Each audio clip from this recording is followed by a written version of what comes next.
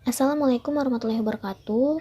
Halo teman-teman, kami dari kelompok 7 ingin membahas kehidupan bangsa Indonesia pada masa Orde Baru hingga awal reformasi. Berikut anggota kami. Yaitu Fazura Aulia Rahmadina, Monika Sandralita, Novita Ningsih, dan Tasya Siva Aulia. Lahirnya pemerintahan Orde Baru. Orde Baru adalah suatu tatanan seluruh peri kehidupan rakyat, bangsa, dan negara yang diletakkan kembali kepada pelaksanaan Pancasila dan Undang-Undang Dasar 1945 secara murni dan konsekuen. Orde Baru lahir setelah dikeluarkannya Super Semar yang hadir dengan koreksi total atas penyimpangan yang dilakukan oleh Orde Lama. Orde Baru dimulai pada tahun 1966 hingga 1998 dan dipimpin oleh Jenderal Soeharto. Istilah Orde Baru diciptakan untuk membedakan periode ini dengan periode Indonesia sebelumnya yang dipimpin oleh Presiden Soekarno. Masa pemerintahan ini berlangsung sejak diterimanya Surat Perintah 11 Maret. Super Semar pada 11 Maret 1966 oleh Jenderal Soeharto dan berakhir ketika reformasi terjadi pada tahun 1998. Namun, kebenaran mengenai penyerahan pemerintahan kepada Soeharto melalui Super Semar sendiri hingga saat ini masih menuai perdebatan. Adapun selama berjalannya rezim ini, Indonesia telah mengubah struktur ekonomi, politik, sosial budaya, dan bidang lainnya. Sejarah Orde Baru banyak sekali diwarnai catatan negatif, baik di bidang politik, HAM, militer maupun sosial. Sayangnya, beberapa pengaruh dari perubahan-perubahan atau catatan negatif di era Presiden Soeharto ini bahkan masih terasa sampai saat ini. Munculnya gerakan reformasi. Reformasi adalah suatu perubahan tatanan kehidupan lama dengan tatanan kehidupan yang baru, yang bertujuan ke arah perbaikan kehidupan di masa depan. Orang yang mendukung reformasi disebut dengan reformis. Menurut Kamus Besar Bahasa Indonesia atau biasa disebut KBBI, reformasi berarti perubahan secara drastis untuk perbaikan, baik dalam bidang sosial, politik, ataupun agama, dalam suatu masyarakat atau negara. Gerakan reformasi yang terjadi di Indonesia pada tahun 1998 merupakan suatu gerakan untuk mengadakan perbaikan dalam bidang politik, sosial, ekonomi, dan juga hukum. Gerakan ini muncul karena keadaan-keadaan masyarakat Indonesia sejak terjadinya krisis moneter dan ekonomi sangat terpuruk. Masalah yang dihadapi pemerintah Indonesia saat itu ialah sulitnya kebutuhan 9 bahan pokok atau biasa kita sebut sembako, karena harganya yang sangat tinggi. Sampai-sampai masyarakat pun harus antri untuk membelinya. Peristiwa ini diperparah dengan kondisi politik dan ekonomi Indonesia yang semakin tidak terkendali. Oleh karena itu, kemunculan gerak reformasi bertujuan untuk memperbaharui tatanan kehidupan bermasyarakat, berbangsa, dan bernegara agar kesejahteraan rakyat tercapai. Kehidupan ekonomi masa Orde Baru. Pada awal kelahirannya, Orde Baru memang memfokuskan programnya terhadap pembangunan ekonomi.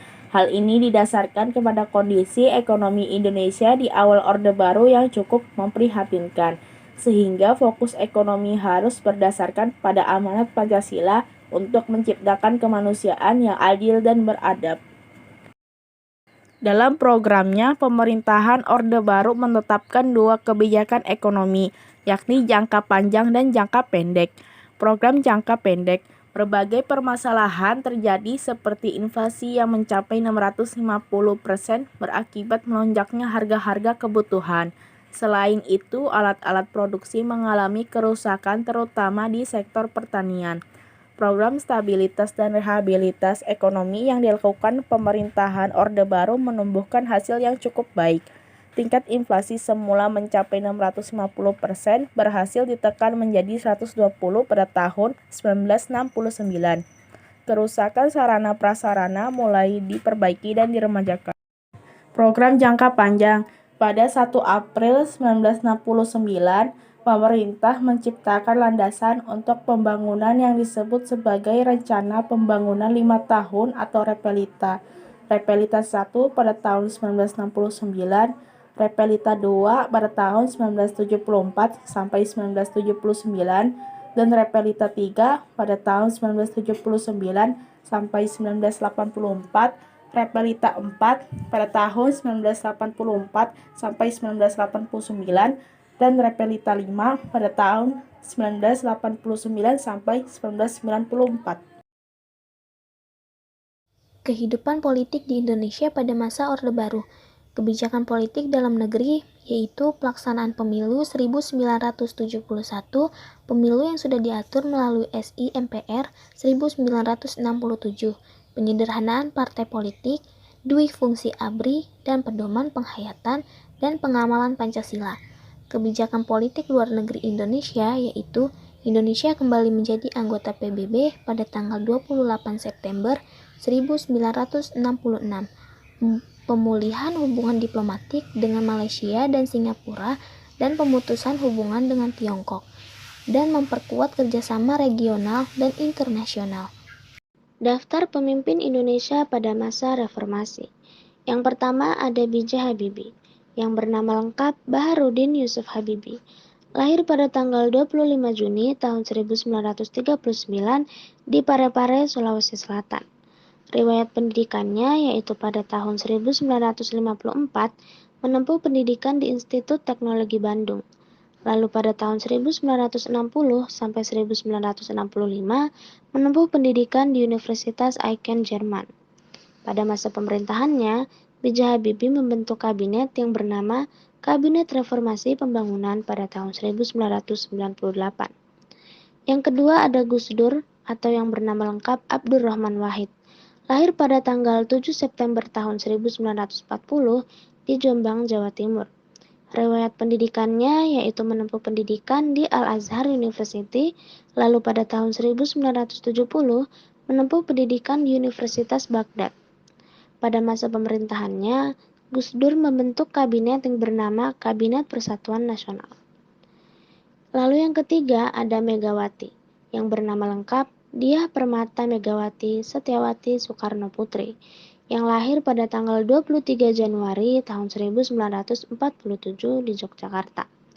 Riwayat pendidikannya yaitu pada tahun 1965 sampai 1967 menempuh pendidikan di Fakultas Pertanian Universitas Padjadjaran Bandung, tetapi tidak selesai. Pada tahun 1970 sampai 1972 menempuh pendidikan di Fakultas Psikologi Universitas Indonesia Jakarta, tetapi tidak selesai juga. Pada masa pemerintahan Megawati, membentuk kabinet yang bernama Kabinet Gotong Royong. Yang keempat ada SBY atau Susilo Bambang Yudhoyono. Lahir pada tanggal 9 September tahun 1949 di Tremas atau Pacitan, Jawa Timur. Riwayat pendidikannya yaitu menempuh pendidikan di Institut Teknologi 10 November. Lalu pada tahun 1992 menempuh pendidikan di Universitas Webster. Pada masa pemerintahannya, Susilo Bambang Yudhoyono membentuk kabinet yang bernama Kabinet Indonesia Bersatu 1 dan Kabinet Indonesia Bersatu 2. Yang terakhir ada Jokowi, yang bernama lengkap Joko Widodo. Lahir pada tanggal 21 Juni tahun 1961 di Surakarta, Jawa Tengah. Riwayat pendidikannya yaitu pada tahun 1985 menempuh pendidikan di Universitas Gadjah Mada. Pada masa pemerintahan Jokowi, membentuk kabinet yang bernama Kabinet Kerja dan Kabinet Indonesia Maju. Terima kasih, mungkin hanya sekian yang dapat kelompok kami sampaikan. Kurang lebihnya mohon maaf. Wabillahi taufiq wal hidayah. Wassalamualaikum warahmatullahi wabarakatuh.